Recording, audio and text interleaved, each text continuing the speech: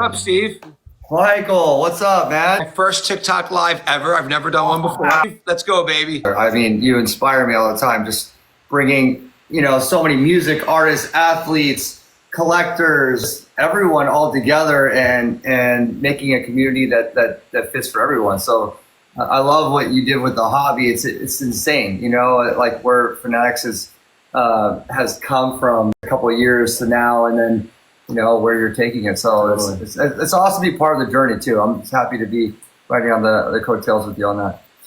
Well, I think you and I met as soon as we announced the trading card rights. You were like the first person to reach out and say, like, I'm a diehard collector. I want to be involved, and you've been such a great friend and supporter and family to us. And when I see you then taking that spirit and authenticity and doing it, within your own world, I was kind of like, guy, he's got it going on. So you guys talked about it. It's kind of crazy when you think back to, we've only been in the collectibles and trading card business for 3.5 years. Like, we launched January 1st, 22. It's amazing what we've already been able to do in the short 3.5 years. And I feel like we're still a baby star just getting going. Yeah, I was curious if you could have, a graded vinyl, CD, cassette of any song in your own collection, what comes to mind for you? That's a great question. That is a great question. I would say, I'm thinking, I grew up like old school Jay and Eminem, so it would have to be, Alex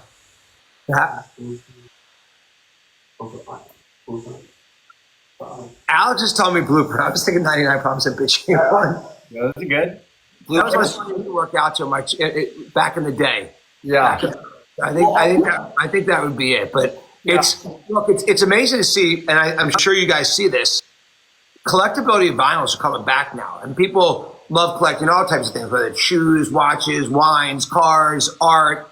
So I see it now I look at the vinyl numbers, and it's growing like crazy. Now for you to take the early growth that's happening in vinyls and combine that with collectability aspects that you see in trading cards that nobody else is doing it's very smart.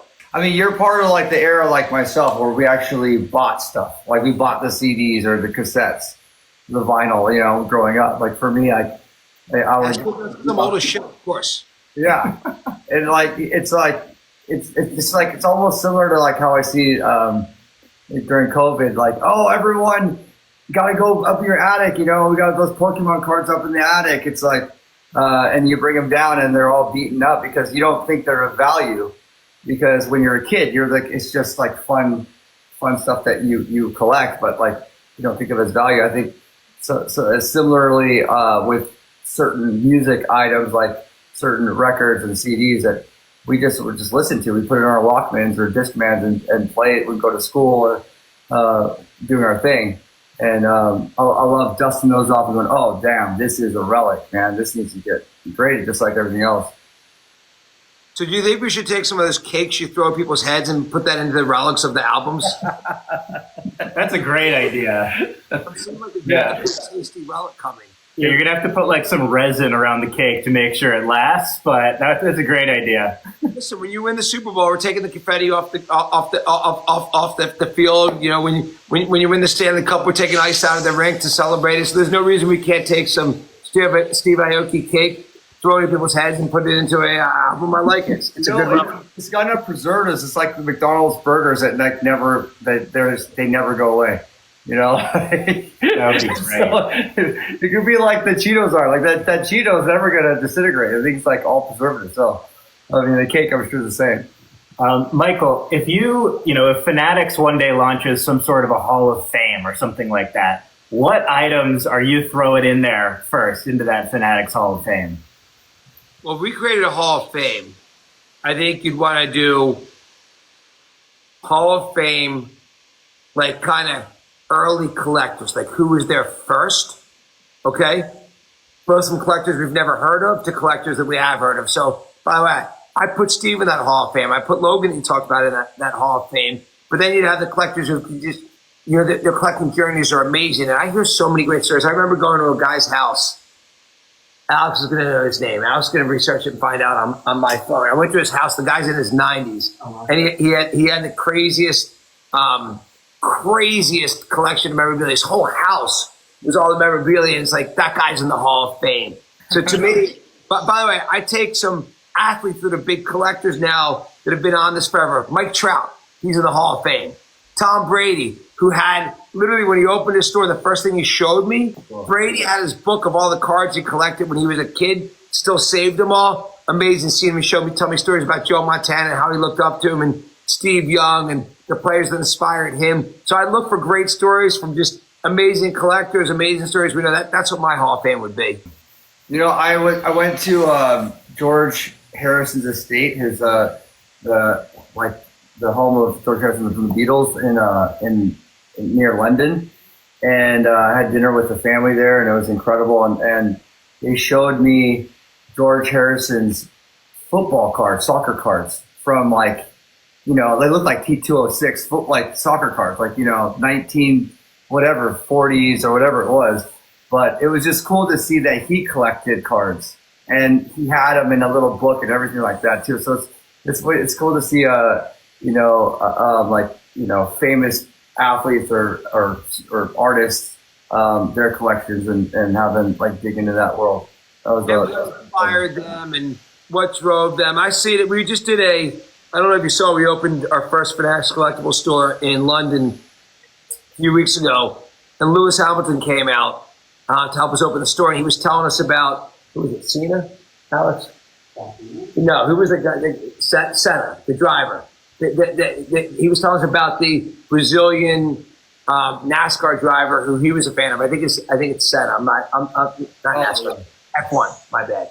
F1. Alex is giving me, I don't remember. I think it was Senna. He was saying how he used to collect the stickers and his cards and what a story that was. So it's amazing to see the stories. But I love also the incredible collectors who we've never heard about, who have these, fascinating collections and why they started collecting early and what their journeys were. And, just listen to you think about what you're doing. I'm going to have to go out and buy some of these Steve Aoki albums, start collecting those, because in 20 years, 30 years, we're going to be talking about everything you did. And I'm going to have to go for those one-on-ones as well, obviously.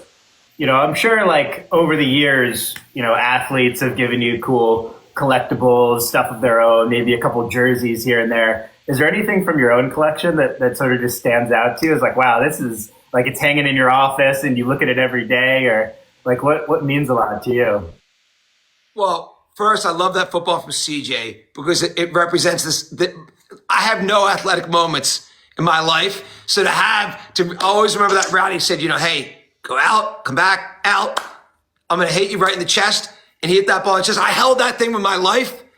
Odell Pickmiller, he looked mortified. Like there's no way he just caught that ball against me. So that's got to be my favorite piece of memorabilia. On display at Fanatics Fest is the 28-3 comeback jersey, Brady's 28-3 comeback jersey. That's probably like a $25 million jersey. I keep saying, yo, let me take that home. Let me keep that jersey. That jersey, I think it's in Vegas right now, Fountain Blue, but I got my eye on that jersey. That jersey belongs to me. And then I think, look, a lot of people send me incredible jerseys. Even like Victor Wembanyama brought me his jersey from, his last game when he played in France. Yeah, for the Metropolitans. I need Alex here to help me for things I can't remember. Thanks, Alex. Yeah. I'm going to get you in this live in 1 second.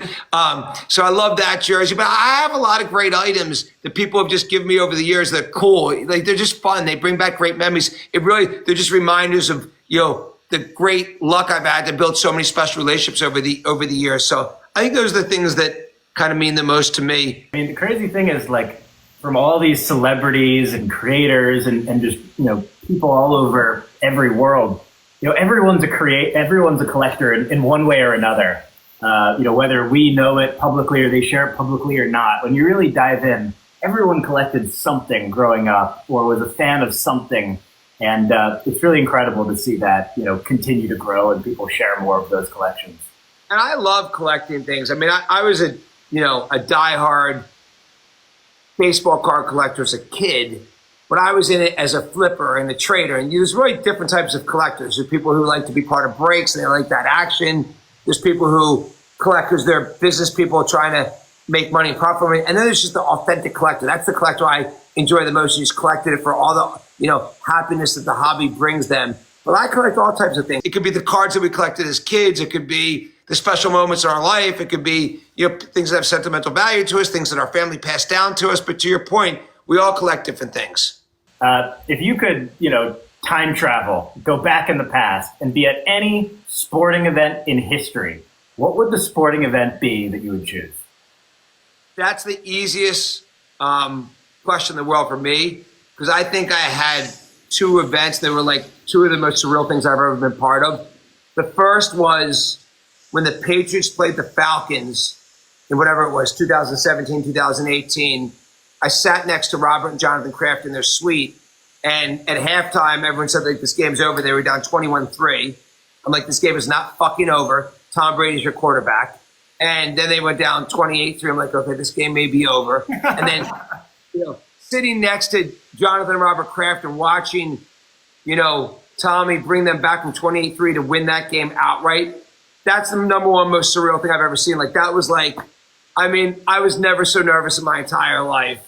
And then just this past summer, Travis Scott and I were at the Olympics, the semifinal game. I'm not sure if I get that term right, but when they played Serbia, and like the game, everyone thought the game was over. It was, they were down 15 in, the fourth. And, I've never seen someone put out so much energy as Travis Scott. Like, he jumped up and down with like a 4-foot vertical for, 12 minutes straight and just was going crazy. And to watch them come back and win that game, that was pretty spectacular as well. So I guess I'm pretty lucky that I got to see both those events.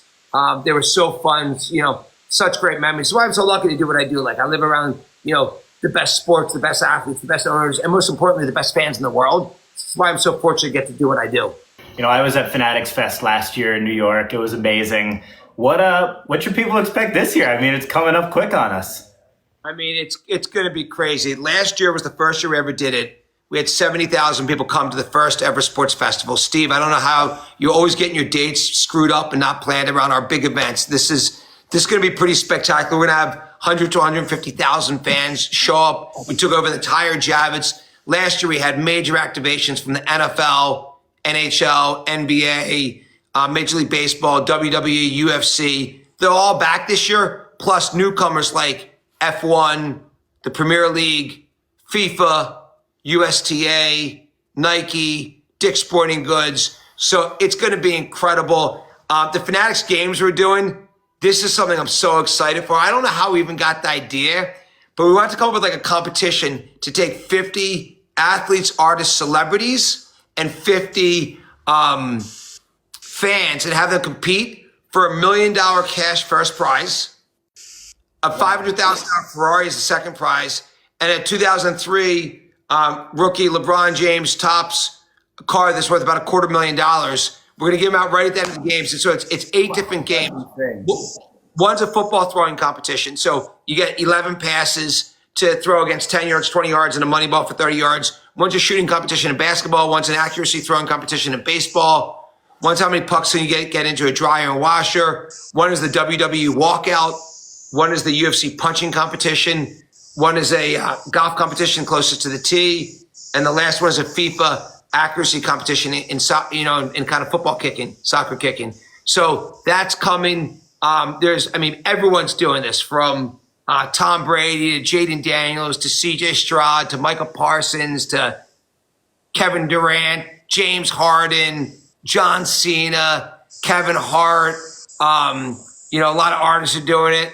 We haven't even announced all the names yet. It's going to be crazy. The shit people are talking to me right now, people like calling me up saying, yo, I'm taking that $1 million home. But look at Khaled just put out the funniest video an hour ago. He's paired up against Tom Brady because it's kind of like golf where everyone's competing independently, but they do it together. Khaled just said, Tom Brady, I'm coming for you. I'm going to be better than you in every sport other than football. So Tom called me up. He said, yo, that guy better get a fucking paramedic. Like, we need 2 paramedics for him, because if he doesn't go to the hospital, I'm going to be shocked after I'm done with him. So there's some good trash talking going on. But I like what's going on with my head here. Do you guys do that for me, or does that just come naturally? No, I think that's the people watching. They're blessing you with it. So like that's the thing with TikTok Live. It's like they just start gifting you these Evo. Good luck for you.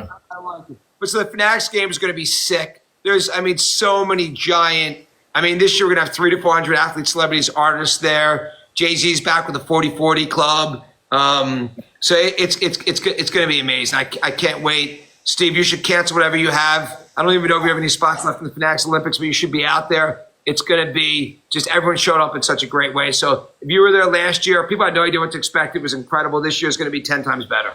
Probably like in 9 years, probably like in Eastern Europe or like in, you know, you're probably like in Antarctica or something. You're always somewhere far away.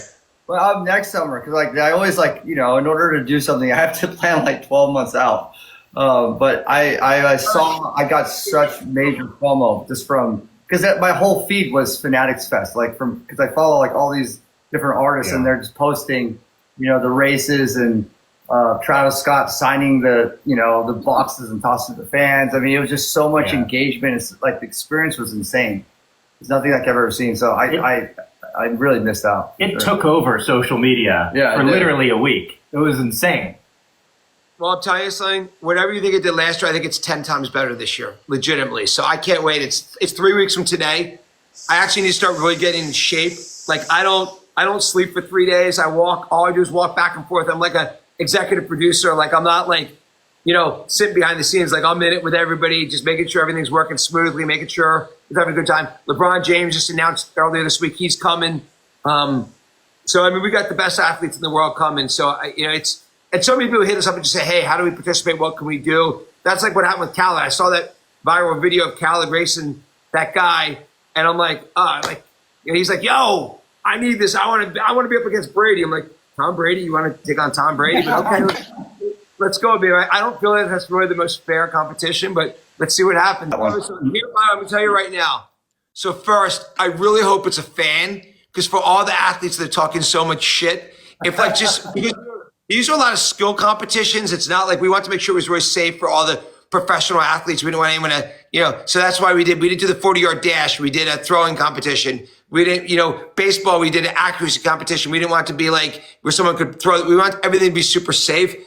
Please, I want to be a fan. That would be amazing. Yeah. Number two, if it's an athlete, my money's on Micah Parsons. He's training. He keeps talking shit. He's a good athlete in all sports. But I don't know. Khaled had me convinced. I mean, he just called me shirtless 10 minutes before I got on with you guys. He's like, yo, I'm beating everybody in golf.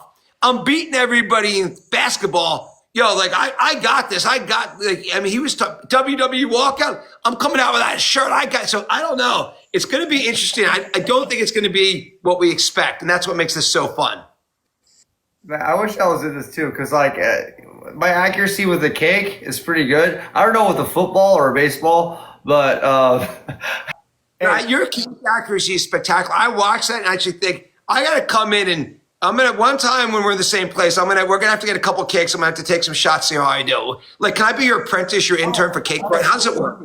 Absolutely. I know. See, like the cake, I know the size, the weight, how to throw it. And I can give you all the tips, all the hacks on that. We have like a very specific cake that I like to throw, and if it's that exact dimension and requisite, then I could like nail a headshot from like good 10 yards, 15 yards.